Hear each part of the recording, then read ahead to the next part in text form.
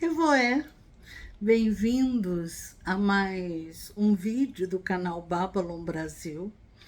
Hoje nós vamos falar do rito devocional na magia, que é super importante.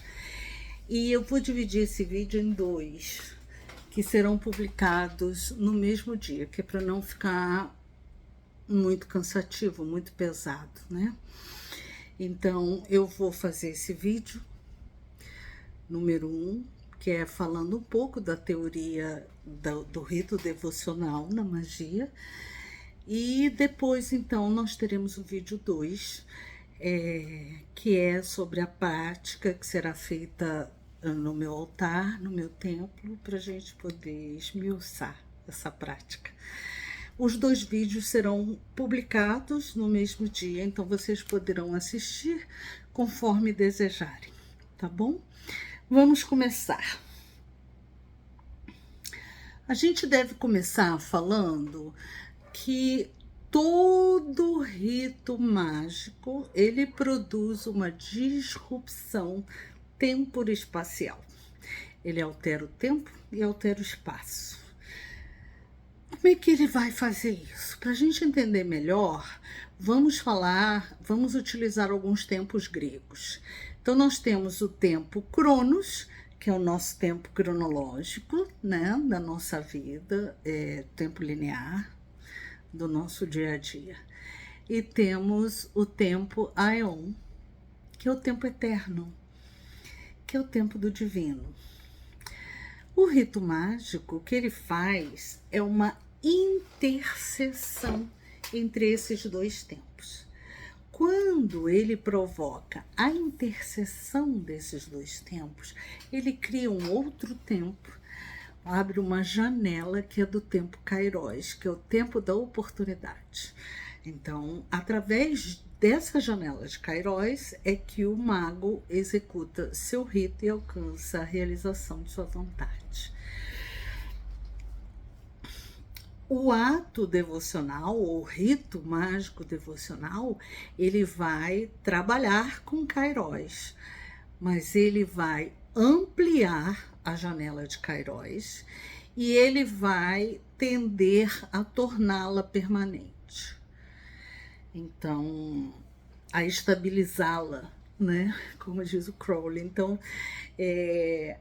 a possibilidade de realizar magia e alcançar resultados é muito maior. Através do exercício da devoção, o ego tende a se eclipsar temporariamente e nos permite adentrar naquele espaço vazio entre o dedo indicador de Adão e o dedo de Deus, que eu mostrei no último vídeo, naquela obra de Michelangelo, né? Aquele espaçozinho vazio entre um dedo e o outro é um espaço de Kairos, de oportunidade para criar o novo. E agora a gente vai entrar um pouquinho muito brevemente, em geometria sagrada, ou geometria divina, que é fundamental para a magia. Embora muitos magos esqueçam dela, ela continua sendo fundamental. Um dos primeiros aspectos da geometria sagrada e mais fundamental é o ritmo, diz respeito ao ritmo, né? E esse ritmo, ele é definido dentro da geometria sagrada como a música das esferas. Vocês já devem ter ouvido falar esse termo. Esse é um conceito definido pelos gregos, que postulavam que a existência que há uma existência de uma harmonia divina e matemática entre o microcosmo e o macrocosmo. Tudo na vida inclui um ritmo. Nós temos o ritmo do sol, o ritmo da lua, o ritmo das estrelas, os ritmos planetários, e todos esses ritmos do macro, eles influenciam a natureza como um todo do nosso planeta e também o nosso micro-universo, o nosso universo interior. Então, você tem, através desses movimentos, você tem influência nas marés, você tem influência no fluxo das águas, no crescimento das plantas, no nascimento das plantas, no ritmo das estações. Então, tudo é por ciclos, que são os ritmos. E nós, seres humanos, nós somos puro ritmo. Se em algum momento o nosso ritmo interno é quebrado, imediatamente advém a doença, que é o sinal do desequilíbrio, né? Então, a gente tem o ritmo cardíaco, nós temos o ritmo respiratório, nós temos um ritmo bioquímico, do qual o ritmo hormonal é maravilhoso, e de todos os neurotransmissores. Nós temos um ritmo do sistema nervoso autônomo, nós temos o ritmo no nosso sistema nervoso central, ritmo musculoesquelético, ritmo celular. Então, nós somos absolutamente por harmonia de ritmos. Quando esse equilíbrio e essa harmonia de um ritmo interno nosso é quebrado, adoecemos, seja mentalmente, seja em termos físicos.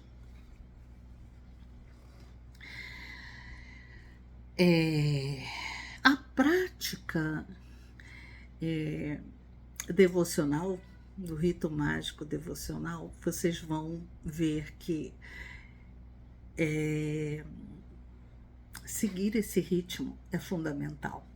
E a prática devocional, ela tem a função, o rito devocional, de unir macro e microcosmo, unir o ritmo do macro e do microcosmo.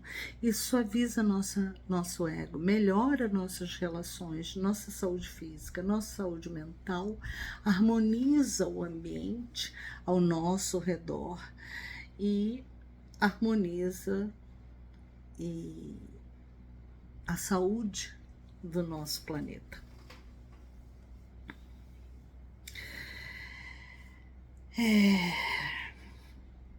Esse ato devocional, ele produz a música das esferas.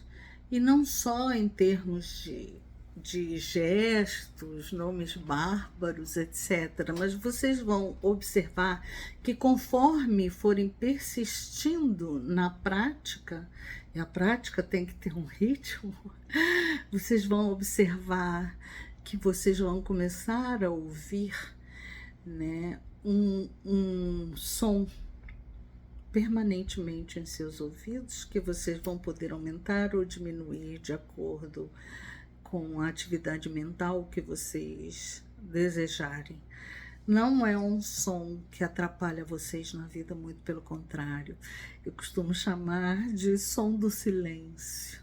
É maravilhoso, traz uma paz, muita energia, muito contentamento, foca a nossa mente, né? Nos traz equilíbrio.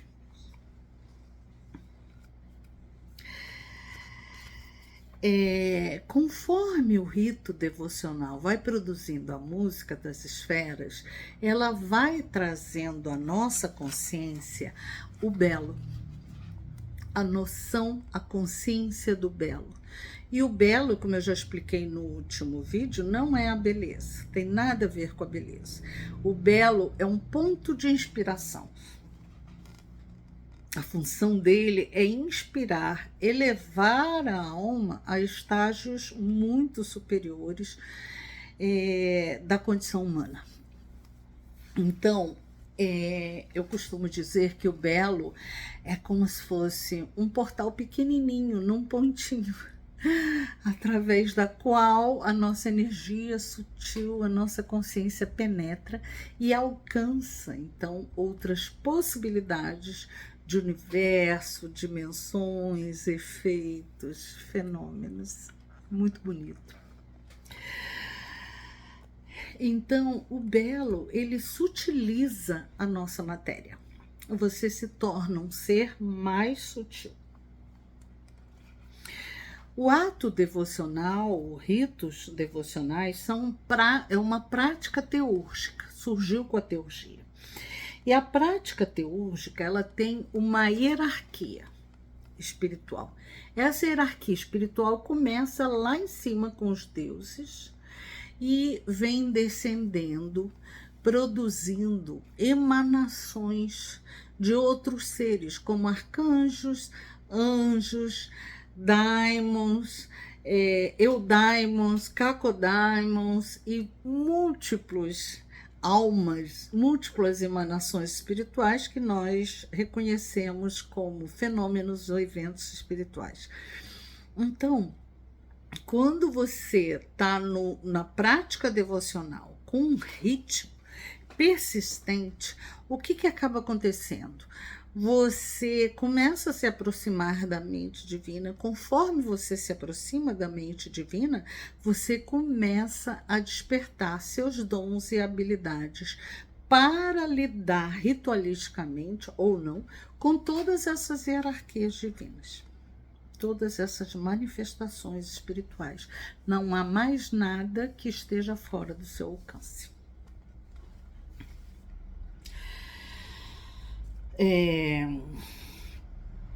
Teurgia vem do grego teurgia, obra de Deus. E a teurgia na Grécia surgiu com o neoplatonismo e com Pitágoras, desculpe.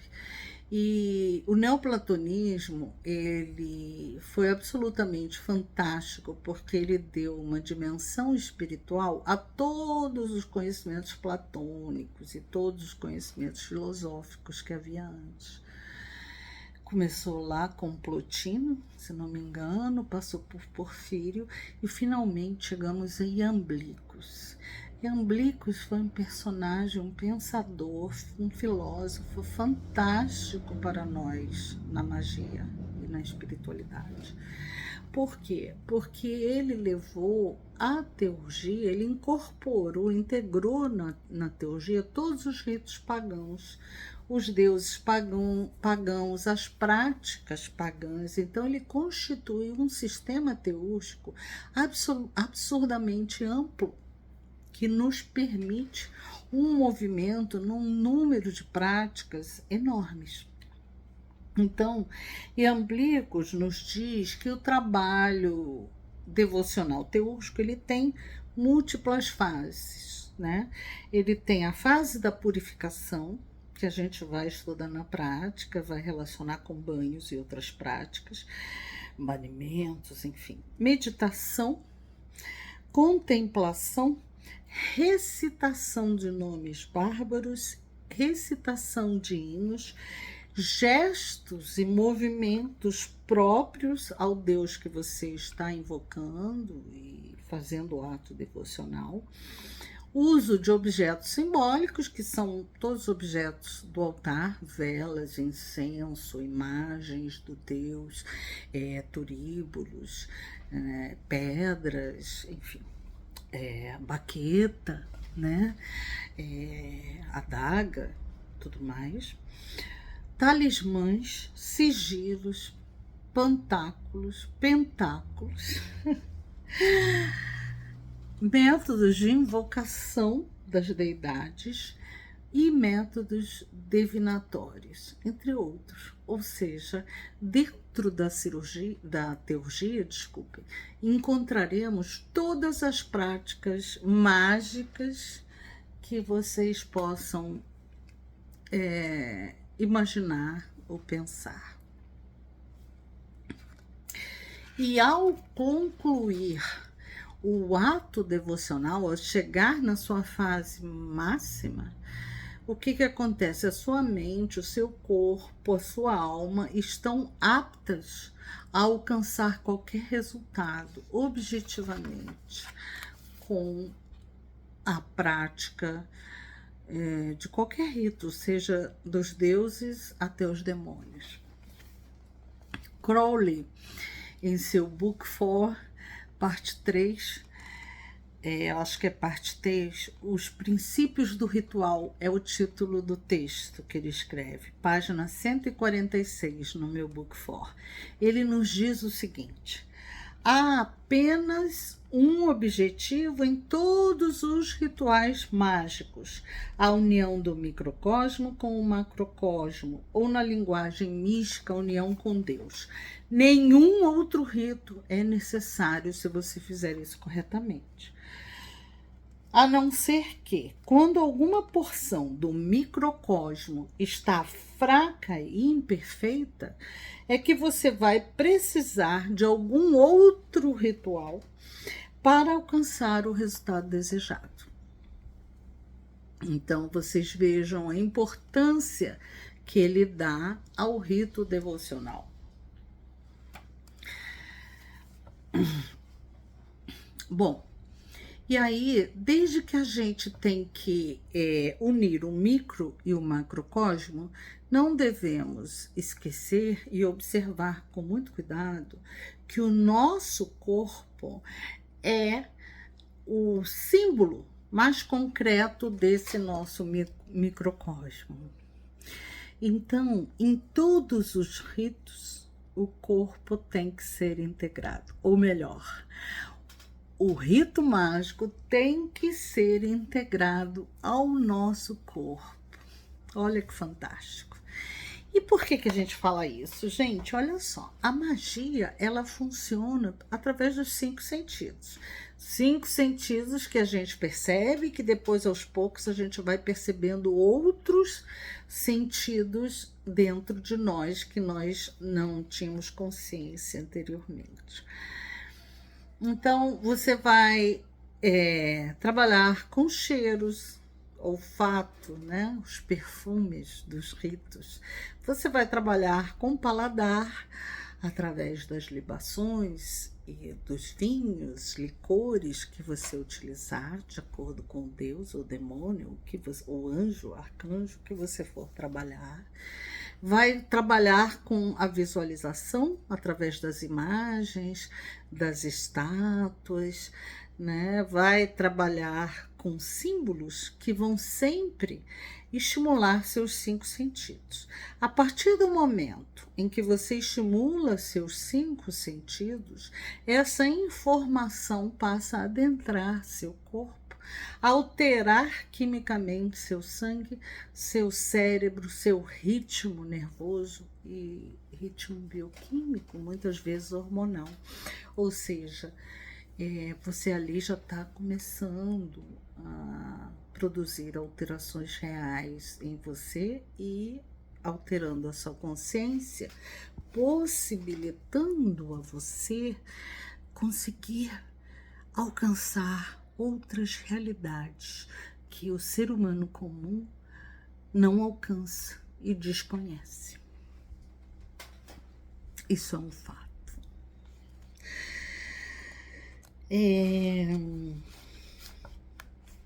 Ou seja, como eu falo, inúmeros caminhos se abrem à sua frente. É maravilhoso. E aí a gente vai um pouquinho para a ciência. A ciência está começando a estudar e se dar conta da realidade espiritual e de como ela altera nosso corpo, nosso cérebro, nosso aprendizado, como ela traz questões importantes para você enquanto pessoa. Então, eles observaram por vários experimentos pessoas que meditam, pessoas que têm êxtases espirituais, pessoas que são religiosas, que fazem alguma prática continuamente. E o que eles fizeram? Fizeram medições de neuroquímicos, medição de hormônios, fizeram exames de imagens que mostraram alterações na atividade cerebral. Então, eles chegaram às seguintes conclusões, ainda estão bem no iniciozinho.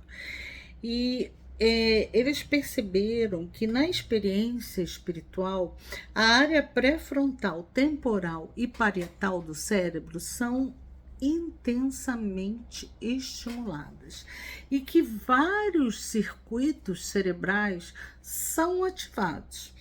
Então, a partir desses circuitos e determinadas áreas cerebrais, todo o cérebro passa a ser ativado e fica como que aceso, iluminado. E isso vai aumentar incrivelmente a neuroplasticidade cerebral. E essa neuroplasticidade é o que nos permite alcançar outras realidades, outras verdades.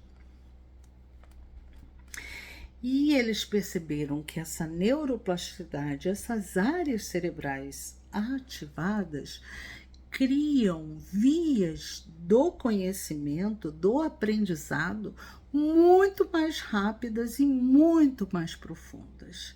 E que essas práticas espirituais, através dessa atuação cerebral, elas produzem modificações profundas no estado psíquico, na psique do indivíduo. Modificações positivas e permanentes.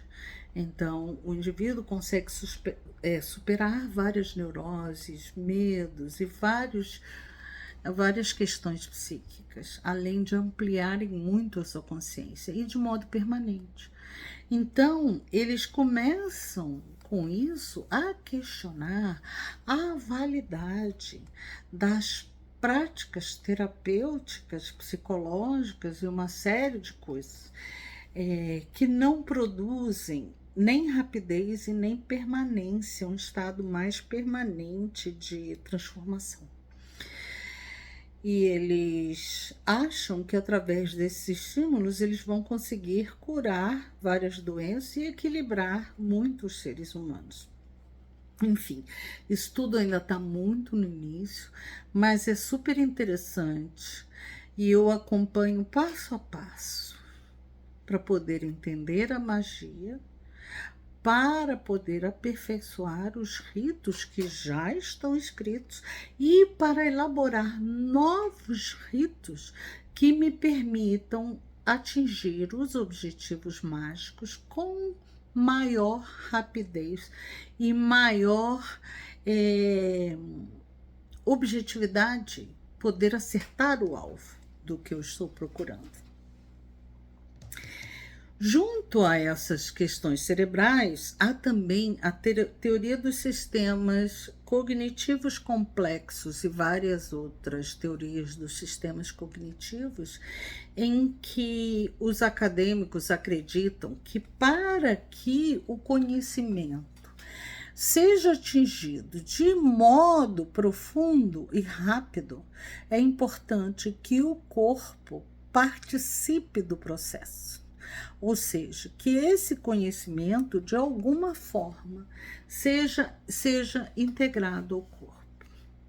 E aí sim, o conhecimento flui, as vias do conhecimento rápido são construídas, e aí é possível superar uma condição humana em relação ao conhecimento, à aquisição de conhecimento.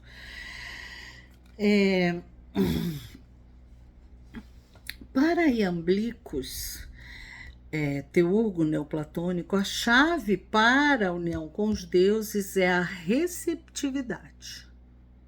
Ou seja, eclipsar um pouco o ego, se tornar receptivo, feito uma taça vazia e passiva, sem reação. A alma não pode reagir, o ego não pode reagir. O indivíduo deve se tornar a taça vazia para onde a luz divina descende e vai ficar depositada. E isto, segundo ele, requer muito treino e muita perseverança.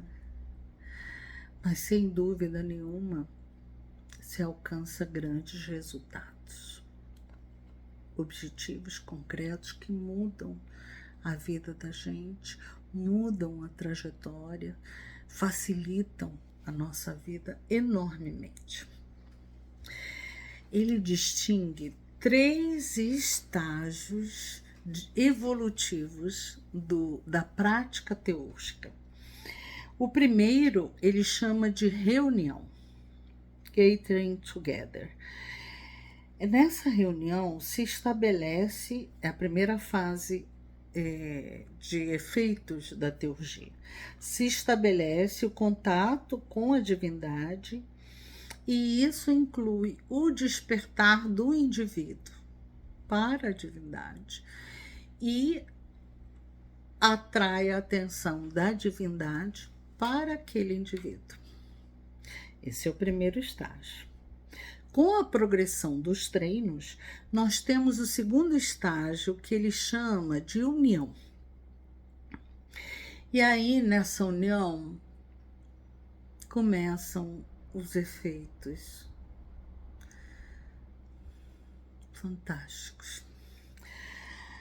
A alma começa a participar da mente divina. Então, todas as necessidades daquela alma encarnada passam a ser imediatamente atendidas e preenchidas pelos deuses. Antes mesmo da mente humana pensar em pedi-los ou obtê-los. Vocês lembram que num vídeo eu contei a vocês que eu estava passando por um processo estranho? Que o que eu precisava eu era imediatamente atendida, né? Imediatamente surgia aquilo que eu precisava: dinheiro, emprego, qualquer coisa que eu precisasse, imediatamente surgia sem que eu fizesse nenhum esforço. Eu estou na prática teúrgica já faz séculos. Faz muito tempo mesmo, e ultimamente, de uma maneira, alguns anos, uns 2 anos, de uma maneira mais intensa, utilizando mais ritmo, e os resultados têm sido fantásticos na minha vida. E o terceiro estágio da evolução das práticas teúrgicas, do resultado das práticas teúrgicas, é a união inefável. A alma estabelece seus poderes nos poderes divinos, o que lhe permite paz e harmonia contínuos, porque todas as suas necessidades são atendidas e ela adquire poderes divinos. Muito bom. É real. Eu estou atualmente trabalhando com um grupo de Goécia, e aí é muito engraçado porque eu tenho que ensinar todos os passos, e aí eles me perguntam assim: Mari, como você faz? Eu falei: não faço nada, eu sento e chamo o demônio para conversar e temos uma conversa agradável, e eles riem, né? Mas é assim. Segundo Iamblichus, as vantagens da devoção são as seguintes: nutrição e potencialização da mente divina intuitiva, que no esquema cabalístico é chamada de Neshama. Lembra que quando eu falei de como o Crowley entende o homem, no vídeo que eu falei de Neshama, eu falei de Nefesh? Então, a prática devocional, ela potencializa, ela nutre e potencializa essa mente divina. Aumenta a receptividade da alma para os deuses. Treina e acostuma nossos olhos aos fenômenos da luz divina. Ou seja, você vai estar desenvolvendo seus dons astrais. Não só a visão, né, de elementos astrais, mas viagens astrais e vários outros dons que você ainda desconhece em você. Então, a prática teúrgica, ela é fundamental em magia. Os teúrgicos não gostam de magia, não respeitam os magos, não gostam dos magos, porque os magos, as bruxas, tentam utilizar ou dominar a natureza para realizar efeitos. E eles não concordam com isso. Eles têm um sistema ético muito rigoroso. Mas, inevitavelmente, teurgia e magia, elas acabam se encontrando. É impossível realizar magia sem utilizar a teurgia. Embora seja possível fazer as práticas teúrgicas sem realizar magia. É uma questão de posicionamento do praticante diante do divino. Essa é a diferença. Tá bom, amores? Daqui a pouco eu vou gravar o segundo vídeo para vocês verem, tá? Fiquem bem. Se tiverem dúvidas, se tiverem perguntas, por favor, façam. Eu estou aqui para auxiliar vocês, tá? Lembrem-se que o conhecimento não é companheiro da timidez. Então, perguntem. Não existem perguntas bobas, não existem perguntas erradas, perguntas tolas, nada disso. Toda pergunta é válida, porque toda pergunta indica que a pessoa está procurando. Tá bom, amores? Um beijo grande.